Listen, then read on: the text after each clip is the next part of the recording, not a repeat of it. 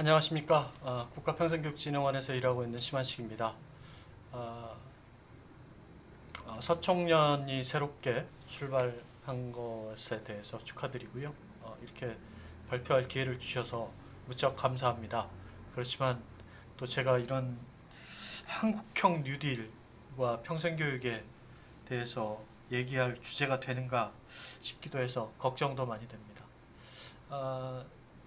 일단 뭐 제가 할 수 있을까라는 고민을 많이 했지만 해야 된다고 해서 그냥 제가 생각하는 한국형 뉴딜에 대비하는 평생교육이 무엇인지에 대해서 어, 저 나름의 생각을 한번 전달해 보고자 합니다.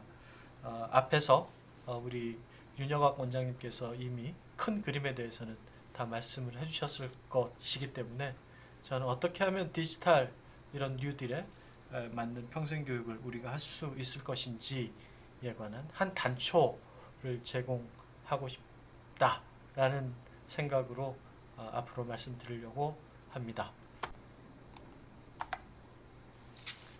왜 필요한가 뉴딜이 저 오른쪽에 표에 보시면 그림에 보시면 코로나 충격 이후에 우리는 경로 A를 타고 순풍에 돛단 듯이 나갔어야 되는데 그게 가능한가 지금 시점에서 그건 사실상 거의 불가능하다. 왜냐하면 이미 코로나로 인해서 항구적 손실을 입었기 때문에 우리가 할 수 있는 거는 경로 C로 갈 것인가 경로 B로 갈 것인가에 관한 선택을 할 수밖에 없다고 합니다. 그래서 경로 B를 선택하기 위해서는 그럼 우리는 어떻게 해야 될 것인가를 정부에서 많은 고민을 해서 한국판 뉴딜 종합계획이라는 것을 제7자 비상경제회의에서 제시했습니다.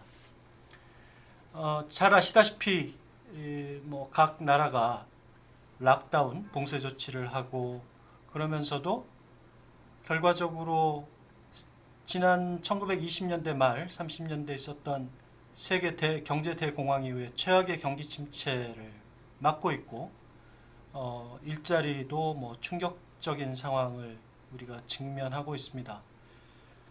아마 대공황 이후에 가장 큰 소득 손실이 발생할 걸로 지난 6월에 OECD에서는 예견하고 있는데 그거보다 더 큰 손실이 발생할 수 있다고 생각하시는 분도 있는 것 같습니다.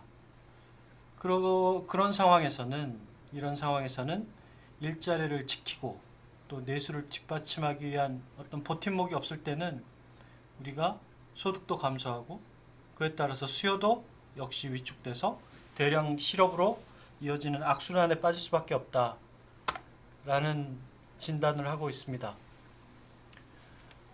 특히 이 사회적 약자인 또 경제적 약자인 특정 그룹에 그 피해가 집중된다는 것은 참으로 비극적인 상황이 아닐 수 없고 이걸 빨리 극복하는 데 실패한다면 이 노동시장에서의 또는 투자에서의 축소와 문제 등으로 인해서 항구적으로 그 손실이 이어질 것이다라는 예측도 하고 있습니다. 그래서 결국은 우리 사회는 우리가 원하든 원하지 않았든 간에 대대적인 변화를 맞이하고 있고 또 그거를 벗어나기는 힘들 것 같습니다. 그 가장 큰 특징으로 오늘 여기서 지금 이렇게 제가 주제 발표를 하는 것처럼 비대면 등 디지털 경제로의 전환이 가속화되고 또 그린 경제에 대한 인식과 공감대가 확산될 것이다. 그리고 두 번째는 이런 구조적인 변화일 수밖에 없는데 지금의 변화는 이런 변화에 대응한 개혁이 느려지게 되면 생산성이 둔화되고 결국은 우리나라의 성장 경로 자체가 하락해서 아까 그 플랜 C로 가게 되는 비극적인 상황이 발생할 수도 있다라는 현재 인식에서 우리도 과거에 그 대공황 때 미국의 뉴딜 정책에 버금가는 새로운 한국판 뉴딜을 추진해야겠다라는 게 정부의 생각입니다. 그것은 크게 세 가지인데, 우리가 씨름할 때 또는 어려울 때 또는 병에 걸렸다가 일어나면서처럼 일단 버티고 그다음에 일어서서 개혁하자, 이 세 가지를 제시하고 있습니다. 버티기 위해서는 하여튼 노동 일자리를 새롭게 만들어서 경제적 충격을 최소화하고 양질의 일자리를 만들려는 노력을 해야 된다. 그래서 어떻게든 이 상황을 버텨야 된다. 두 번째는 다른 나라보다 우리가 가지고 있는 저력을 이용해서 빠르게 정상 성장 경로로 회복해야 된다. 그러기 위해서는 디지털 경제 그리고 그린 경제의 필수적인 인프라 구축을 집중 투자해서 투자를 회복시키고 일자리를 창출하는 걸 견인해야 된다. 그리고 세 번째는 구조적 변화에 적응하는 것을 남보다 먼저 하기 위해서, 그 토대를 마련하기 위해서 그린 경제, 디지털 경제 활성화를 위한 법령을 먼저 만들고, 그리고 전 국민 고용보험을 도입하고, 그리고 탄소 중립 기반을 마련하는 것 등을 적극 추진해야겠다라는 것이 정부의 입장입니다. 그래서 이런 그 비전과 정책 방향들을 제시를 했는데요. 추격형 경제에서 선도형 경제로 가야 되고, 저탄소 경제로, 그리고 불평등 사회에서 포용 사회로 도약하는 그런 비전을 달성하기 위해서 디지털 뉴딜과 그린 뉴딜을 하겠다. 이 핵심적인 두 가지 정책을 제시하고 있습니다. 근데 두 정책에서 모두 우리 강조하는 전략이 사람 투자, 사람에 대한 투자를 강화하고 일자리를 창출하겠다라는 겁니다. 사람 투자와 일자리는 평생교육과 또는 평생학습과 뗄래야 뗄 수 없는 관계가 있겠죠. 그래서 사회적 안전망을 강화하고, 그래서 새로운 시장과 수요를 창출하는 마중물을 제공하기 위해서 재정을 투자하겠다. 그리고 민간의 혁신과 투자의 촉매제로서 제도를 개선해서 이걸 달성하겠다라는 걸 제시하고 있습니다. 그래서 10가지 이 대표 과제를 제시를 했는데, 그 중에서 우리와 관련된 게 어떤 것들이 있는지 한번 살펴보겠습니다. 한국판 누들이 추구하는 우리 경제 사회 미래 변화상은 하여튼 혁신과 역동성이 확산되는 디지털 중심지, 그리고 글로벌 메가 트렌드를 주도하는 똑똑한 나라. 이거는 뭘 기반으로 하냐? 데이터, 네트워크, 인공지능. 이 세 가지를 기반으로 해서 똑똑한 나라를 만들겠다. 두 번째는 탄소 중립을 향한 녹색 전환을 통해서 사람 환경 성장이 조화를 이루면서 국제사회에 책임을 다하겠다. 그리고 고용사회 안전망, 그리고 사람에 대한 투자가 국민의 삶과 일자리를 지켜주는 그런 더 보호받고 더 따뜻한 나라를 만들겠다.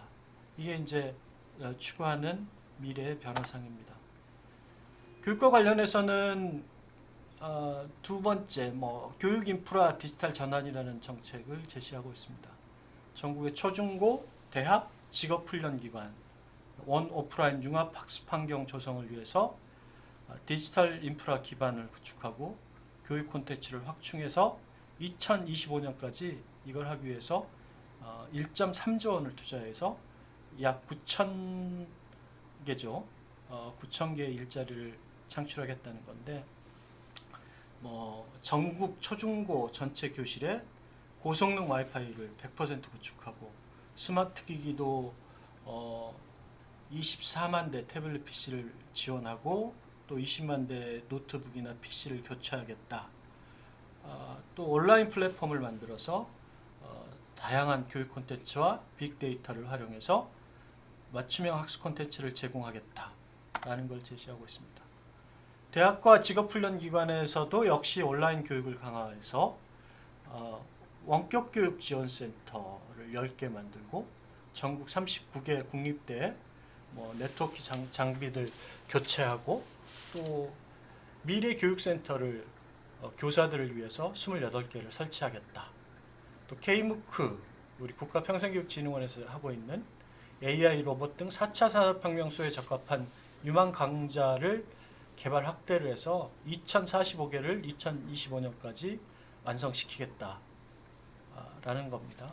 그리고 공공직업훈련에서도 스마트 직업훈련 플랫폼 스텝이라고 하는데 그거를 구축하고 그리고 이러닝 가상훈련 콘텐츠 개발 확대를 하겠다는 계획을 가지고 있습니다.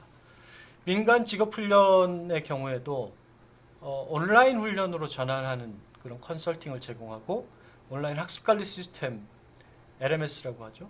그 임대비를 지원하겠다. 한 개당 1,800만 원씩 지원하겠다는 그런 계획을 가지고 있습니다. 그린 뉴딜에서도 인간과 자연이 공존하는 일상생활을 만들기 위해서 총 30조 원, 그중에 국비는 12.1조 원을 투자를 하겠다는데 그래서 일자리 38만 7천 개를 창출하겠다고 하고 있습니다. 그래서 여기서도 교육과 관련된 게 이제 그린 스마트 스쿨이라는 걸 제시를 하고 있습니다. 친환경 디지털 교육 환경을 조성하기 위해서 태양광 친환경 단열재를 설치해 가지고 그런 그린 스마트 스쿨을 만들겠다라는 그걸 제시하고 있습니다. 결국은 이게 이제 나오는 게 사람에 대한 투자를 통해서 이걸 이루겠다고 하는데 사람 투자의 총 사업비 4조 4천억 원, 그래서 일자리 18만 개를 창출하겠다고 하는데요. 새로운 일자리 이동을 위해서 인력 양성을 하고 취업 지원하고 거기에 디지털 격차 해소를 하겠다라는 게 지금 전략으로 제시되어 있습니다. 특히 농어촌과 취약계층의 그런 디지털 접근성을 강화하기 위해서 도서벽지 등의 초고속 인터넷망을 구축해 주겠다. 그리고 공공 와이파이를 신규로 4만 1,000개를 설치하고 노후 와이파이는 1만 8천 개를 교체하겠다. 또 이게 재밌는데 전 국민을 대상으로 해서 디지털 역량센터 6,000개를 만들어 가지고 디지털 문해를 없애겠다라는 계획을 가지고 있습니다. 예를 들면 기차표를 예매하거나 모바일 금융을 이용할 수 있도록 그렇게 교육할 수 있는 곳, 그 디지털 역량센터를 6,000개를 만든다고 하니까 우리가 전국의 지자체가 약 226개인가요? 그 정도 되는데 꽤 많이 우리 가까운 곳에 그런 걸 설치하겠다라는 계획으로 보여집니다. 근데 실제로 우리가 디지털 리터러시가 우리가 코로나를 겪으면서 굉장히 심각하다는 것을 많이 느끼고 있죠.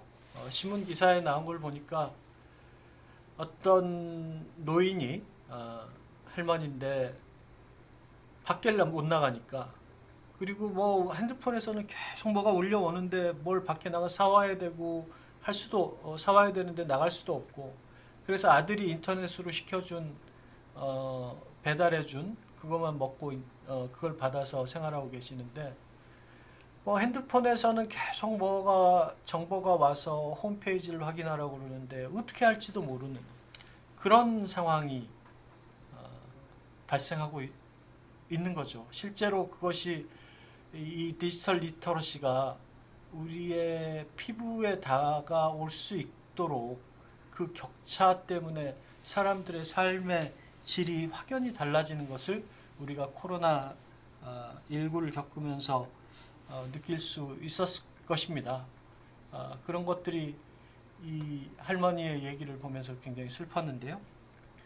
그래서 이런 것들을 극복하기 위해서 6천여 개의 그 교육센터를 만든다는 것은 굉장히 바람직한 정책이다라는 생각을 하게 됐습니다. 그런데 제가 고민하는 것은 이렇게 엄청나게 많은 걸 투자해서 새로운 디지털 환경에 적응하기 위해서 우리는 그럼 무엇을 준비해야 하는가라는 고민을 하다가 저는 그것이 컨텐츠라는 생각을 했습니다. 아무리 하드웨어를 깔고 아무리 교육을 시키고 뭘 하더라도 뭐 이런 새로운 교육 환경, 디지털 교육 환경에서 우리는 어떤 컨텐츠를 줄 수 있을 것인가? 연결화, 빅데이터화, 지능화, 융합화라는 이 디지털 교육 시대 교육 환경에서 우리는 그걸 어떻게 준비할 것인가? 저는 그것이 컨텐츠의 다양화와 빅데이터화 등이라고 생각을 했습니다. 아무리 하드웨어가 갖춰져도 결국은 소프트웨어가 없으면 구동이 안 되듯이 우리가 국민들에게 맞춤형으로 제공하고 싶다라는 얘기들을 많이 하고 있는데 그걸 하기 위해서 우리는 얼마나 많은 컨텐츠를 제공할 수 있을 것인가에 관한 고민이 가장 먼저 앞서야 된다라고 저는 생각하고 있습니다. 우리가 디지털 시대에 얼마나 빨리 와버렸냐면 이건 유튜브 얘기를 좀 하겠습니다. 유튜브에 우리 생활의 일부가 돼버렸죠. 유튜브는 검색 포털로서 구글 다음에 2위를 차지하고 있습니다. 이미 그것이 그 유튜브의 플랫폼 안에서 우리는 모든 걸 찾아보고 거기에 맞춰서 생활하고 있다는 사실이죠. 1분에 약 400시간 분량의 비디오가 업로드 되고요. 월 평균 이용자 수가 약 9억 명 이용을 하고 있습니다. 매일 발생하는 유튜브 사용 시간은 10억 시간, 채널은 37억 9천만 개의 채널이 존재합니다. 2018년도에 보면 우리나라의 유튜브 크리에이터의 구독자 수가 1년간 5억 2,712만 명, 80%가 성장을 했습니다. 이런 상황에서 얼마 전에 그 국회의 김민석 의원이 우리나라는 헌법에 평생학습, 평생교육을 국가의 의무로 보장하고 있는데 실질적으로 그것을 보장해 주기 위해서는 온 국민 평생학습, 평생장학금 제도를 도입해야 된다고 어떤 포럼에서 얘기하고 그걸 추진하고 있습니다.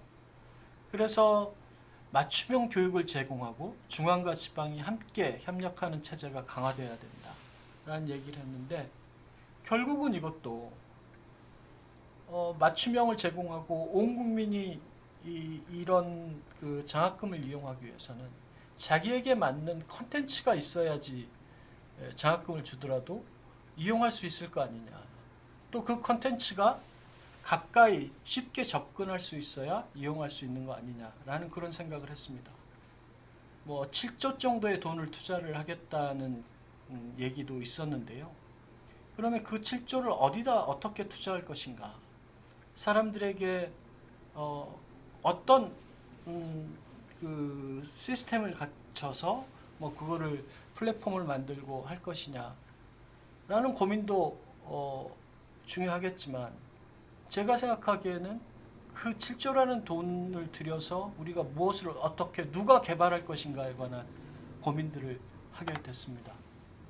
그러다 생각한 것이 저는 세미나 포럼 같은 걸 먼저 생각을 했습니다. 국회에 가보면 국회 그 게시판 벽에 이런 포스터들이 뭐 붙일 자리가 없게 붙어 있습니다. 뭐 예를 들어서 뭐 국가유역 물관리위원회에 바라는 거, 뭐 자동차 안전장비에 관한 국회 세미나, 그린 뉴딜, 뭐 등등 엄청나게 많은 이런 세미나와 포럼 토론회가 열리고 있는데요.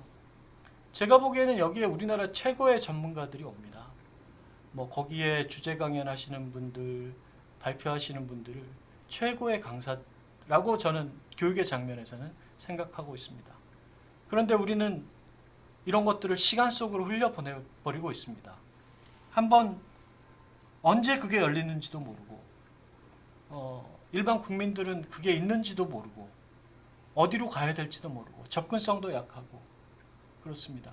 너무 아깝죠? 그래서 제가 도대체 우리나라에서 세미나나 포럼이나 토론회 같은 것들을 몇 개나 하는지 한번 제가 그냥 주먹국으로 계산을 해봤습니다. 우리나라 입법부에 300명의 국회의원이 있고 행정부, 사법부가 있고요. 그리고 중앙정부에는 18구, 5처, 17청, 2원, 사실, 5위원회가 있습니다. 그리고 65개 연구 목적을 가진 공공기관을 포함해서 339개의 공공기관이 있습니다. 광역자치단체 17개가 있고요.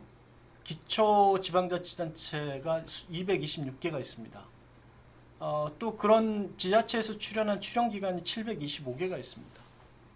대학이 224개, 전문대학 148개, 대학원대학 45개, 학술단체가 9,442개가 있고 비영리 민간단체가 14,000개가 넘습니다. 이걸 제가 한번 다 더해봤더니 일단 사법부는 빼고 사법부는 뭘 하는지 정확히 잘 모르겠습니다만 빼고 더해봤더니 25,000개예요. 25,904개. 그래서 여기서 1년에 2번씩만 세미나나 포럼을 한다면 그게 51,808개가 됩니다. 근데 거기에 나와서 말씀하시는 분이 최소로 잡아서 제가 보기에는 한 5-6분씩 나와서 말씀하시는 것 같은데 하여튼 최소로 2명만 나와서 우리가 어떤 전문적인 얘기를 하고 우리가 받아들여야 될 정보들을 제공한다고 한다면 그걸 둘로 곱해보면 그게 103,616개더라고요. 그러면 우리는 우리나라 최고의 전문가들이 자신이 갖고 있는 진짜 전달하고 싶은 가장 최근에 업데이트된 전문 지식들을 프레젠테이션 하는 거를 1년에 최소한 10만여 개를 시간 속으로 흘려보내버립니다. 대학의 상황을 보겠습니다. 대학에는 약 지금 고등교육 통계 이거 작년 건데요. 보면은 학생이 뭐 330만여 명 됩니다. 제가 주목한 거는 전임 교원 수입니다. 대학과 교육대학, 전문대학, 뭐 대학원대학 등을 합쳐가지고 우리나라 대학의 전임으로 근무하시는 전임 교원이 87,024명이었습니다. 이분들은 수업을 몇 개나 하실까? 어떤 분들은 뭐 많이 하시는 분들은 한 5개도 하신다고 그러고 한 학기에 어떤 분들은 1, 2개 정도 하시겠죠. 그분들이 하는 수업도 역시 시간 속으로 흘려보내 버립니다. 그냥 그 수업에 들어가지 않는 한 그거를 접근할 수도 없고 어떤 수업이 이루어지고 있는지도 모릅니다. 그거를 엄청난 컨텐츠겠죠. 이 수를 계산할 수도 아마 87,000명이니까 하나씩만 하면 87,000개고 뭐 2개 하면은 한 거의 20여만 개 되지 않겠습니까? 근데 이 2개보다는 많이 할 것 같아요. 그러면 한 40만 개 또는 50만 개의 컨텐츠를 우리는 흘려보내고 있습니다. 아까 그린 뉴딜 전략에서 무크에 관련된 컨텐츠를 뭐 2,500개를 누적시키겠다고 하는데 이미 우리는 엄청난 컨텐츠를 갖고 있는 나라입니다. 그런데 그거를 역시 시간 속으로 흘려보내고 있습니다. 이 질의응답이라고 그랬는데요. 질의응답을 한 결과죠. 근데 사실 이 사람의 이름은 질 왓슨입니다. 2016년에 미국 조지아텍의 AI 과정을 온라인으로 제공을 했는데요. 거기 온라인 조교 이름이 질 왓슨이었습니다. 이 질 왓슨이 학기당 답변한 게 10,000건을 답변을 했는데 질문이 올라온 게 10,000개가 올라왔는데 이 질 왓슨 혼자서 약 40%를 혼자 답변을 했고 뭐 문제 제시도 하고 또 활기를 띨 수 있도록 뭐 농담도 하고 질문도 하고 뭐 굉장히 조교로서 활동을 굉장히 잘했나 봐요. 알고 봤더니 이 조교가 AI였다는 거예요.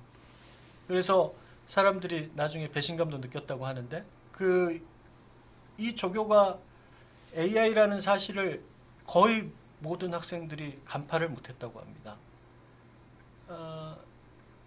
이 AI 질 왓슨이 그렇게 뭐 답변을 잘하고 학습자들에게 서비스를 하기 위해서 데이터가 있어야 되잖아요. 그 데이터를 학습할 수 있는, 딥러닝을 할 수 있는 그 데이터를 4만여 개의 질문으로 구성된 데이터를 학습시켰다고 합니다. 근데 역시 좀 전에 제가 말씀드렸다시피 우리는 그 수십만 개의 과정에서 일어나는 질문과 응답, 수업 시간에 일어나는 그것도 우리에게는 엄청나게 중요한 데이터인데 그 질문들, 답변들도 역시 시간 속으로 흘려보내고 있습니다.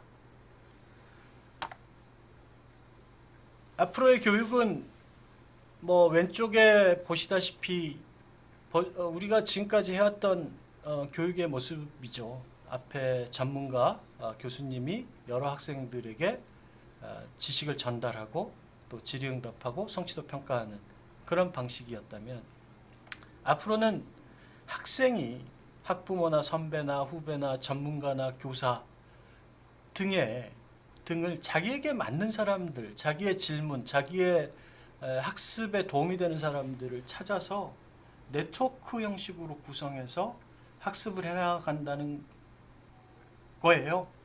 그래서 더 이상 어떤 특정 전문가 한 사람에게 의존하지 않고 다양한 컨텐츠를 갖고 있는 사람들을 어떻게 연결해 주느냐가 앞으로 교육에서의 중요한 핵심적인 기제가 된다고 하고 있습니다. 그래서 그러면 우리는 이런 한국형 뉴딜 환경 또 급변하는 교육 환경에서 이게 요즘 제 모습인데요. 어떻게 해야 될지 몰라서 머리만 짜내고 있는 제가 저 사람처럼 예쁘지는 않지만 하여튼 그러고 있습니다. 뭐 상황은 두렵고 막막하고 어렵고 포기하고 싶고 뭐 그렇죠. 근데 이제 우리가 해야 될 거는 누구나 언제 어디서나 원하는 교육을 받을 수 있는 길이 활짝 열린 교육사회 평생학습사회를 건설하는 것. 이게 지금 우리가 정부가 내세우고 있는 슬로건인데 평생학습사회 건설을 위한 이걸 하기 위해서는 그럼 어떻게 해야 될 것인가? 우리가 할 수 있는 건 뭔가? 라는 걸 생각을 해봤습니다. 현재 쟁점은 첫 번째는 연결된 생태계 안에서 우리는 살 수밖에 없다. 혼자서는 살 수 없다.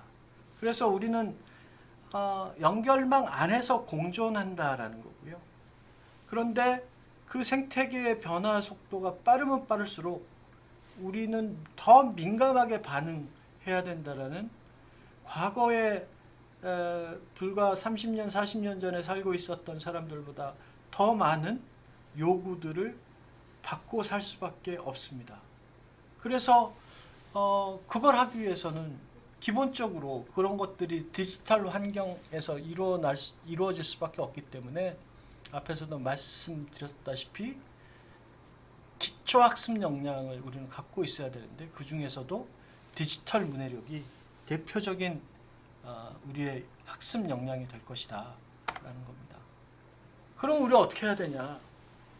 그래서 제가 고민하다가 예전에 제가 가장 좋아했던 어려서 생각했던 아시는지 모르겠지만 모이자 노래하자라는 프로그램이 제목이 생각이 났어요.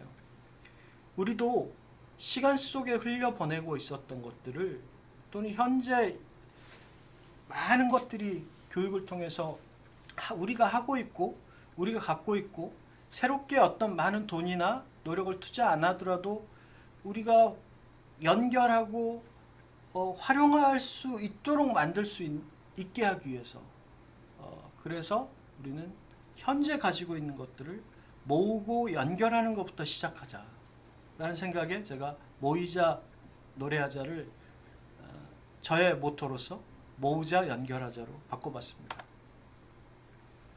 그게 가능성이 있는 것이 우리가 이런 뭐 기사들 예전에 보셨을 텐데요. 우리 고등교육법에는 시간제 등록제라는 게 있습니다. 시간제 등록제는 대학에서 정규 학생들에게 강의하는 것을 일반인들에 공개할 수 있다라는 법적 근거입니다. 그런데 이제 과거에 그것이 그 학점은행제와 결합해가지고 어떤 뭐 브로커들이라고 그러나요? 그걸 악용하는 학교들이 많이 있었어요. 그래서 그걸 뭐 10%만 허용한다고 그런 법을 2011년도에 개정해가지고 대통령령으로 바꿔서 지금 시간제 등록제를 하고 있습니다. 근데 저는 이 시간제 등록제를 어떻게 다시 활성화시키느냐에 따라서 우리가 가지고 있는 엄청난 평생교육의 자원들을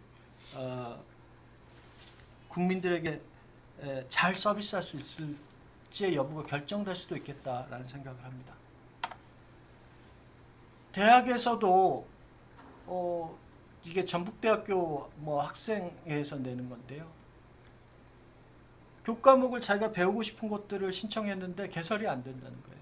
왜냐하면 교수님 은퇴해버렸거나 강사 초빙이 불가하거나 또는 과목 개설 불가한 뭐 실기 집중 보강 기간으로 인한 과목이 안 되고 수요가 부족해서 그러니까 수강 신청한 사람들이 많지 않아서 반려시켜버리고 이런 것들 때문에 대학에 있는 학생들도 자기가 원하는 교과목을 신청을 못합니다.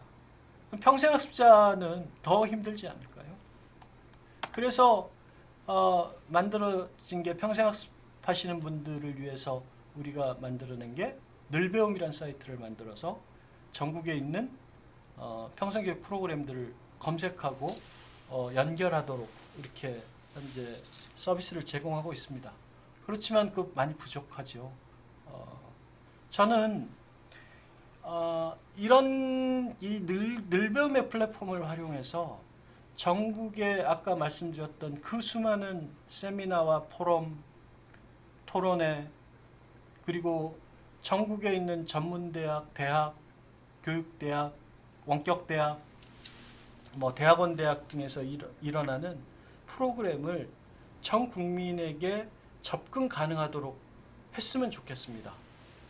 저는 그것이 시간제 등록제라고 해서 뭐 1강부터 15강까지 다 듣는 것이 아니라 내가 제주도에 감귤 농장을 하고 있는데 감귤 농장에서 어떤 지식이 필요해서 뭔가를 알고 싶은데 그거를 저 강원도에 있는 어느 교수의 어떤 대학원 과정에서 그것에 대해서 강의를 한다면 우리가 강의 실러버스를 미리 보고 전 국민에게 공개한다면 거기서 나는 요 두 차시만 좀 듣고 싶다고 신청해서 우리가 줌을 활용하든 어떤 플랫폼을 활용하든 뭐 가서 들을 수가 없다면 그냥 목소리만이라도 아니면 실시간 동영상만이라도 볼 수 있도록 한다면 그것만 해도 우리가 그 사람에게 얼마나 훌륭한 맞춤형 교육과정을 제공하는 것일까 라는 생각을 해봤습니다. 그래서 모든 대학이 또는 그런 세미나나 토론회에서 우리가 무엇을 할 것인지 어디서 뭘 하는지 그런 컨텐츠들을 그 수십만 수백만 개 1년에 발생하는 게 그 정도인데요.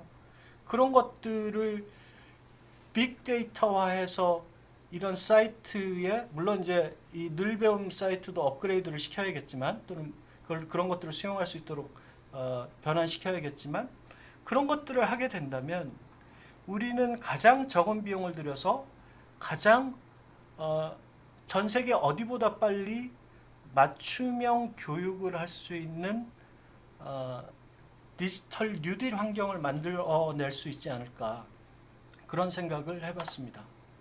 그러기 위해서 우리는 뭘 해야 되느냐. 대학의 문을 열어야 됩니다. 전문대학, 대학, 평생교육원에서만 평생교육을 하는 게 아니라 전 대학의 모든 과정을 세세하게 국민들에게 열어서 접근 가능하게 해야만 우리가 빅데이터를 쌓을 수 있고 교수님들도 적극적으로 그 자기들이 수업에서 학생들이 질문했던 것, 또 응답했던 것 이런 것들을 다 데이터화해서 어느 곳에 올려가지고 그런 것들이 검색 가능하게 해서 우리 어떤 AI가 그런 것들을 당신이 여기까지 학습했다면 어디에 있는 어떤 강의도 한번 들어보다 보라. 우리가 유튜브 보면 뭐 알고리즘에 의해서 제가 흥미를 갖고 있는 것 어떤 것들에 대해서 자동으로 보여주듯이 그렇게 우리도 할 수 있겠다. 그러려면 가장 양질의 콘텐츠가 있는 대학의 문을 담을 헐어야 된다. 그리고 그것이 앞으로 또한 대학의 입장에서도 대학의 생존 방식이 될 것이다 라는 생각을 해봤습니다. 감사합니다.